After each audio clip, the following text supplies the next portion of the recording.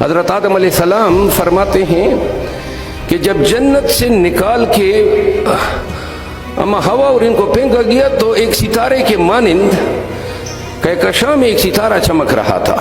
تو جبرائیل سے پوچھا, آپ کو علم ہے یہ بہت بڑی. پھر اسلام میں اب جن لوگوں نے تاریخ پڑھی ہے, خلفائے راشدین کے بعد امیوں کا زمانہ آتا ہے.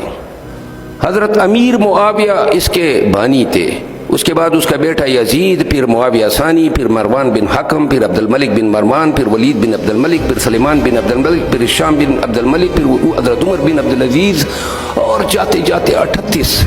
پھر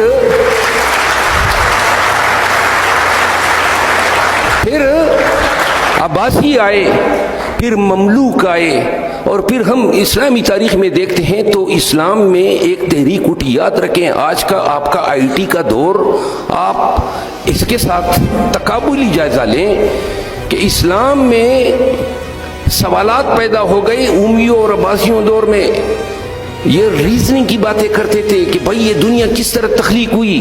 اب جب آپ انجیل پڑھتے ہیں تو انجیل کی پہلی 3 آیاتیں کیا کہتی ہیں کہ پھو پھٹی, روشنی پھیلی, اور جس کو ہم کہتے ہیں بگ بینگ تھیوری, اور دڑانگ کے ساتھ تخلیق کائنات ہوئی. یعنی یہ اندھیرا تھا, اندھیرے میں پھو پھٹی. پھر سوال پیدا ہوئے, آپ نے ایک ہمارے مسلمانوں میں بعد میں لوگوں نے اس کو فرقہ بنا دیا, اثنا اشاریہ. اب میں سے کوئی جانتا ہے اثنا اشاریہ؟ حضرت حسن البصری ایک بہت بڑے عالم گزرے ہیں, مدرسے میں پڑھاتے تھے. تو ان کے پاس 3 لوگ گئے, انہوں نے کہا یا شیخ ایک شخص ہے, اس کا جو چھوٹا بیٹا ہے وہ 3 ماہ کی عمر میں مر گیا, تو یہ کہاں جائے گا, جنت میں جائے گا یا دوزخ میں جائے گا؟ تو حضرت حسن البصری نے فرمایا کہ حضرت اللہ تعالیٰ نے تو اپنی ربوبیت کی قسم کہا کہ یہ قرآن میں وعدہ کیا ہے. عنکبوت, سورہ عنکبوت کا حوالہ دیا کہ جو انفینسی میں those who die in infancy will act as a redeemers for their parents, یعنی اپنے والدین کے لیے وہ وکیل ہوں گے بروز محشر, تو لہذا خود تو جنت جائیں گے, والدین کا بھی وسیلہ بنیں گے. دوسرا سوال, وہ دوسرا بیٹا ہے 30 سال کی عمر میں دنیا کے جہاں کا گند کیا, شرک کیا, قتل کیا, فساد کیا, فتنہ کیا, وہ کہاں جائے گا؟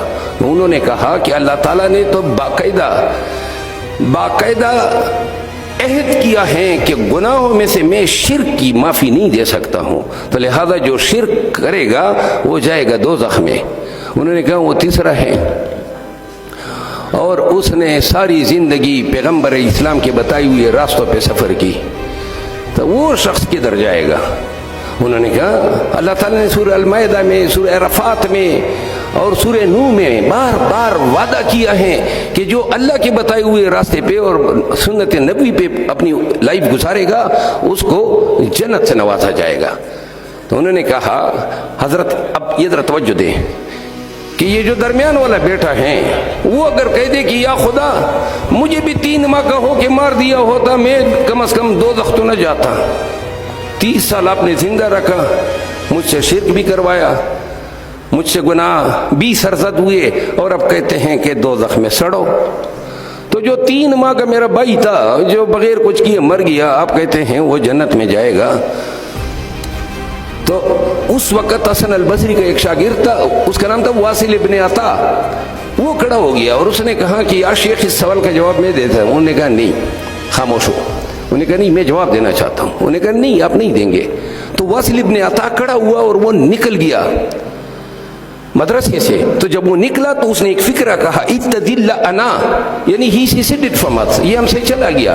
وہ جو ہی مدرسے سے باہر نکلا وہ 3 لوگ اس کے پیچھے آئے, کوئی فرلانگ آگے روک کے کہا آپ بتائیں آپ کا ذہن کیا کہتا ہے؟ انہوں نے کہا کہ خدا نے یہ بھی تو کہا ہے کہ آمنت باللہ وملائکتہ وکتبہ ورسلہ والیوم الآخر والخیر والشر, یعنی والیوم الآخر. اللہ تو کہتا ہے نا کہ جب آپ کی ارواح یہاں سے چلی جاتی ہیں, جب تک یوم اخیرت نہیں آئے گی آپ کے اعمال کا میزان ہوگا ہی نہیں, تو کس طرح بغیر روز آخرت کے فیصلے کے آپ ابھی سے کسی کو فتوے دے رہے ہیں، نواز رہے ہیں کہ تمہیں عذاب قبر ملے گا، تمہیں دوزخ ملے گی، تمہیں ہو سکتا ہے اللہ تعالیٰ جو ہیں وہ مثال دی کہ ابراہیم ابن ادم اور اصحاب کہف کے کتے کی مثال دی۔ امید ہے آپ لوگ یہ سارے واقعات سمجھتے ہیں کیونکہ یہ اسلامی تاریخ ہے ہماری۔ تو انہوں نے کہا ہو سکتا ہے اللہ اس کے توفیل یا آپ کے خاندان میں کوئی حافظ قرآن ہو گیا۔ یہ ساری باتیں اسلام نے ریزننگ کا درس اس زمانے سے شروع کیا جب حضور کریم قرآن کریم کی آیاتیں جب ان پہ نازل ہوتی تھی تو وہ بیان کیا کرتے